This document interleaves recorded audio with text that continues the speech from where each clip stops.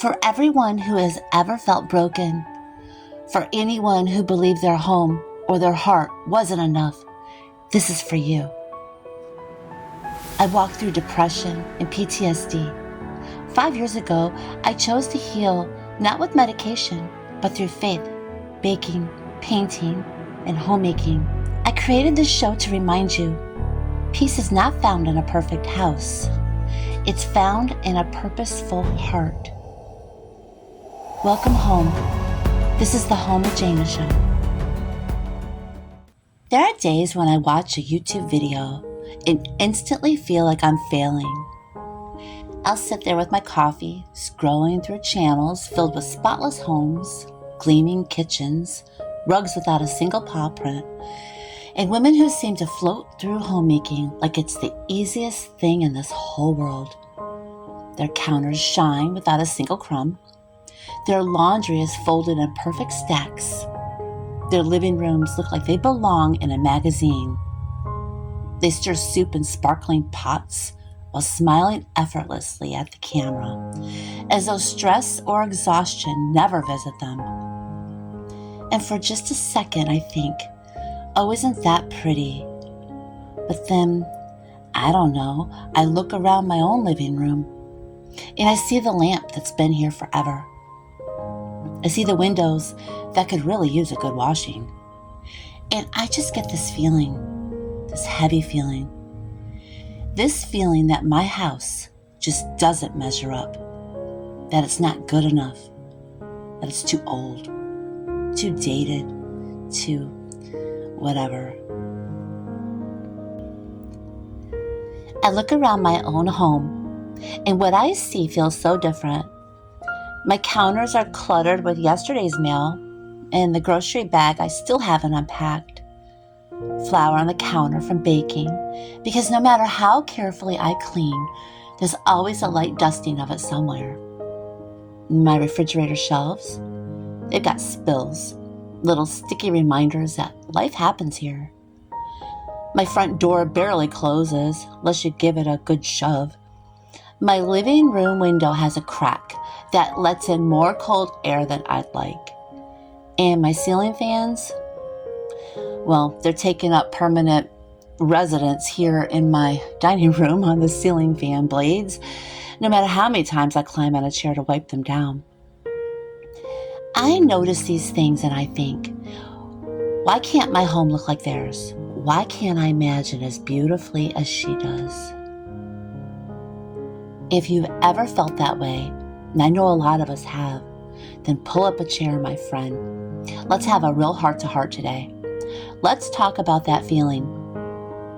Let's talk about how we can rid ourselves of this feeling and stop comparing our homes to these unrealistic ideas.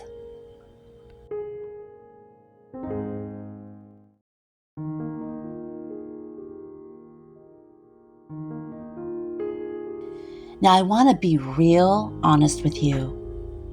You might watch my videos and you just might think, well, Jana seems like she's got it all together. She's always talking about being grateful. And I am. I truly am. But I have my days. I absolutely do. Just the other week, I was feeling a little down, just a little low. One of those days where you feel like you're spinning your wheels. I sat down for a minute and I made the mistake of watching one of those perfect house tour videos. This kitchen, oh my goodness, it was like something from a movie. Everything was new and shiny, just perfect. I looked over at my stove, my old faithful stove, the one with the rust and stains that no matter how hard I scrub, they never come off. Looked at my countertops that have seen 1,000 meals prepared on them. And for a minute, my heart sank. This place that I love, that holds so many memories, it just felt tired. It felt less than. And then I felt guilty for feeling that way. I thought, Jana, you know better. But you know what I realized? It's okay. It's okay to have those moments. It does not make you a bad person. It makes you human. The important part isn't that we never feel that way. The important part is what we do next, how we find our way back to loving our own space.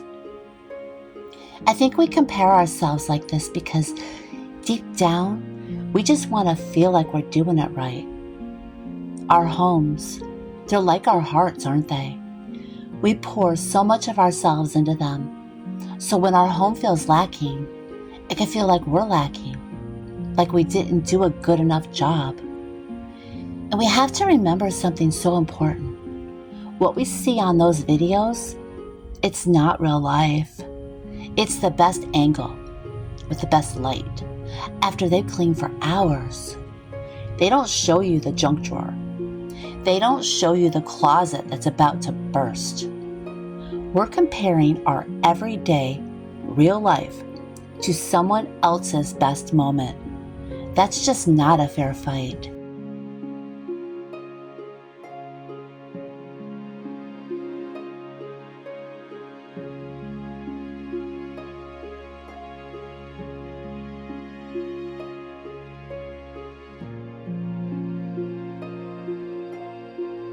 But here's the thing I've come to realize.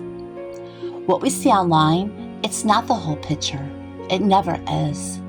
Behind every spotless living room is a pile of laundry hidden out of the frame. Behind every polished kitchen is a trash can shoved just out of sight. Behind every picture-perfect woman is someone who also gets tired, overwhelmed, discouraged. No one's life looks as flawless as it appears on a camera screen. Let me tell you the truest thing that I know. I want you to really hear me. Listen, your worth, who you are, it is not stored in your furniture. It is not measured by your floor tiles. You are enough, just as you are. And because you are enough, your home is enough. It really is. Now, I can just imagine some of you thinking, but Jana, you don't know my house. Or maybe, you don't know my life. Maybe you're thinking, it's easy for her to say, but she doesn't understand how hard it is for me. Well, let me tell you a story about my house. Some of you have been following me for a while. You already know this. But for those who don't and who are new here, let me tell you, Tim and I have been in this little single wide trailer for about 7 years now. And we didn't exactly choose it. We were in a real bind. The Red Cross showed up at our door one day at our old place and told us that the whole trailer park was closing down. We had 3 days to figure out our whole lives. This was scary. It was a very scary time. This park here was the only one with an opening. They were actually the only one open. We had 3 trailers to look at. The first one, which was right next door, was even smaller than this one and needed a complete new roof. The third one, well, we didn't even bother going into that one. Every single window was busted out. So that left this one. This was our only option. When we walked through for the first time, it was hard. It was really hard. The back bedroom, the walls, the ceiling, they were covered. I mean, covered in, well, satanic ritual graffiti. It was dark. It was frightening. It felt heavy and just wrong. They also failed to mention that the trailer came with some unwanted visitors. I know some of you will understand this, and some of you may not, and that's okay. But this place has ghosts. They aren't just a feeling. They make themselves known. They bother us while we're trying to sleep. Our TV will change channels all on its own. And one time, Tim and I were both in the kitchen and we saw a black shadow, clear as day, and I screamed. Couldn't help it. Whatever it was, it jumped like we startled it too, and it bumped into the trash can so hard the whole thing nearly tipped over. I'm sharing this because I want you to understand the whole picture. This wasn't just a fixer-upper. This was a place that felt broken in its very spirit. It was our only option, but it was a scary one. Not just because of the leaks or the drafts, but because the very air sometimes felt heavy. But you know what? This is where our story gets real. This is where choosing to make a home becomes more than just patching floors. It becomes about reclaiming a space. It becomes about pouring so much love and light into these walls that it pushes back against the dark. We painted over every inch of that graffiti. We scrubbed and we cleaned and we prayed over this place. We decided that our love, our family, our story was going to be stronger than anything that was here before us. And most days it is. It really is. This trailer has become our sanctuary. But I'll be honest, the ghosts, they're still here. They still change the channel sometimes. They still pull the chain on our ceiling fan in the dining room. It's a part of our reality here. Another one of those things we've had to learn to live with. It's another layer to choosing gratitude, even when things aren't perfect, or even when they're a little spooky, even when they bump the trash can. Now, is it new? That would be a no. This old place, it has its character. The front door barely closes right, unless you give it a good hip bump. Half of our kitchen cupboards I had to remove because they were barely hanging on, so now I use them as open shelving. And the plumbing? Well, under our kitchen sink has been leaking for years. It rotted the floor right out from under us. I'm not kidding. We got to a point where we were afraid to walk across our own kitchen floor, worried a leg might go through it. Tim, my sweet husband, just last month finally got it all patched up. We were so relieved. And then just yesterday, I go to get something and there's water everywhere. The pipes under the sink let go again, flooding the whole cabinet. So it was off to the hardware store, and he managed to get it stopped again. And the electricity, that's another story. The wiring is just really something else. We're constantly having breakers flip for no reason. The lights flicker. You never know if the toaster is going to be the thing that plunges us into darkness.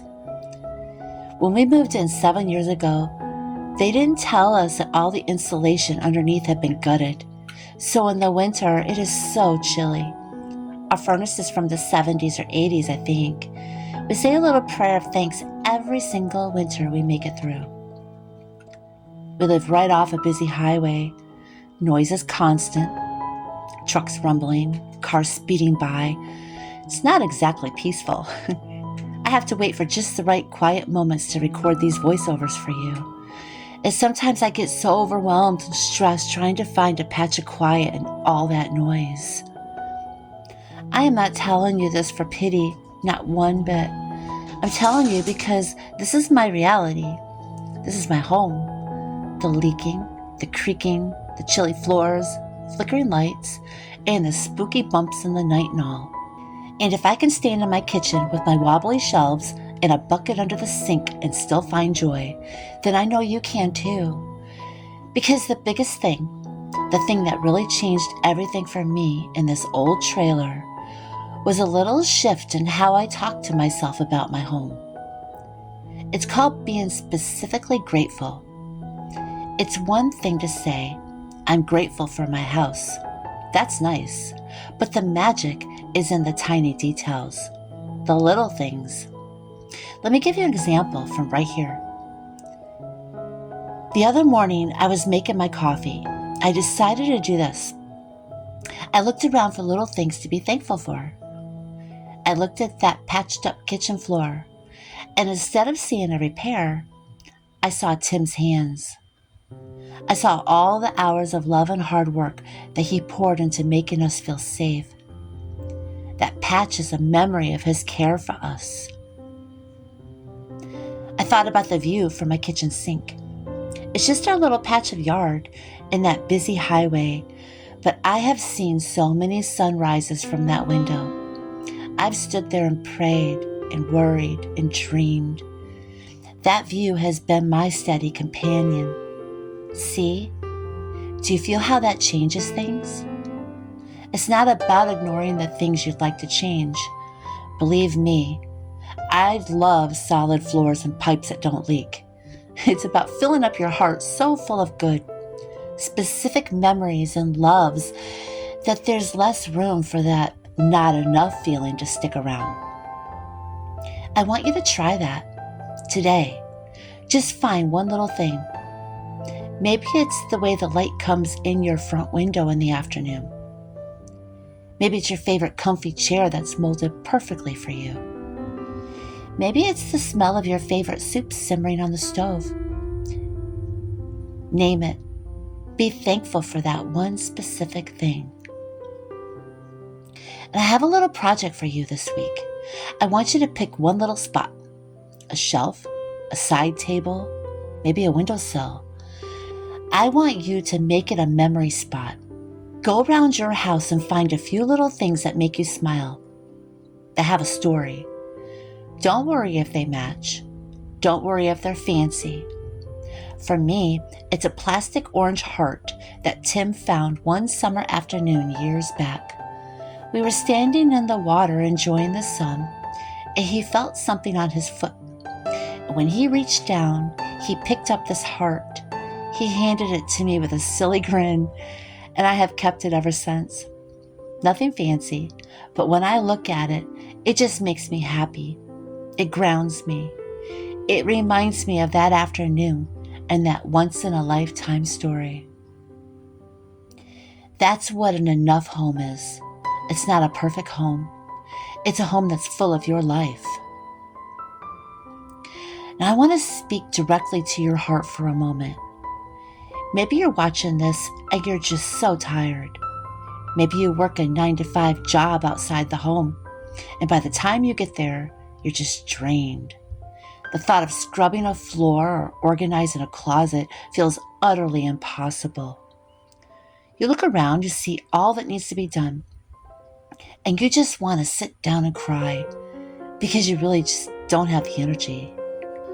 Oh, my friend, I see you, and I want you to hear me. Your value, it's not in a clean floor. Your worth is not measured by how organized your pantry is. The fact that you go out and work hard to provide for yourself or your family, that's a huge accomplishment in itself. That's an act of love.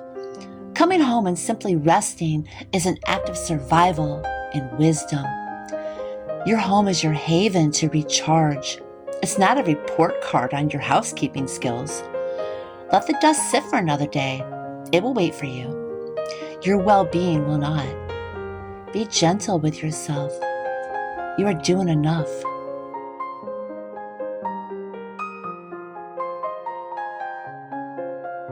Maybe you're struggling with your health. Maybe it's a physical illness that saps your strength. Maybe it's a mental or emotional battle that makes every single task feel like climbing a mountain. On those days, getting out of bed is a victory. Making a piece of toast is a triumph. If that is all you did today, that is enough. Your home is not judging you. It is sheltering you. It is holding you while you heal. It is keeping you safe on the days you can't face the world. A pile of laundry is not a sign of failure. It's a sign that you are prioritizing your health. And that is the most important work that you can do. Your body and mind are your first home. Care for them first. The housework can always wait. Maybe your struggle is financial. You see things that need to be fixed, updated, replaced. Funds just aren't there. It can feel so discouraging, can't it? You might feel embarrassed or like you can't have people over because your couch is worn or your linoleum is peeling. Let me tell you something. The warmth of the welcome has nothing to do with the age of your furniture. The love in your home is not measured by its square footage or the trendiness of its decor. Some of the most joyful, loving gatherings I've ever been to were in homes that were patched and worn and full of mismatched chairs. The love was so thick, you could feel it. That is what people remember. your resourcefulness, your creativity in making a beautiful life with what you have. That is a talent that no amount of money can buy. Don't let a lack of funds make you feel like you have a lack of love to offer. Your home, just as it is rich with potential for connection and joy. For all of us, no matter our situation, the goal was never perfection. The goal was always peace. It was always love. It was always creating a soft place for you and your loved ones to land in a hard world. Your home does not need to be ready for a magazine photo shoot. It needs to be ready for life. It needs to be ready for you to kick off your shoes after a long day. It needs to be ready for a quiet cup of tea when you're feeling sad. It needs to be ready for a spontaneous laugh with a friend on the phone. That is its purpose. So the next time you feel that feeling coming on, that feeling of not enough, I want you to try something. Put down your phone. Literally, put it face down. Make yourself a cup of tea. Walk over to your memory spot. If you haven't made one, just find one thing. One little thing that makes you smile. Touch it. Remember its story. Then find one little specific thing in your house to be thankful for right in that moment. The way the light falls. The comfort of your favorite blanket. The fact that your roof, however old, is keeping the rain off your head tonight. Let the counters be cluttered. Let the flowers stay a little while.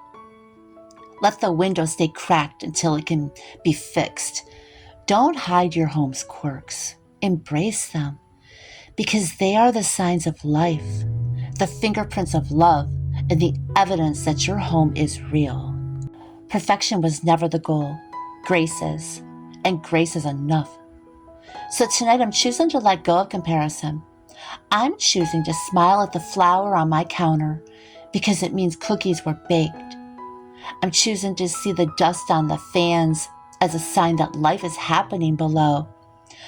I am choosing to push the stubborn door closed one more time and whisper, "Thank you, God, for this home," because this home doesn't have to look like anyone else's to be sacred, to be mine. It doesn't have to shine like a magazine to hold love. It just has to be real. And real is definitely enough. You are enough. Your life is enough.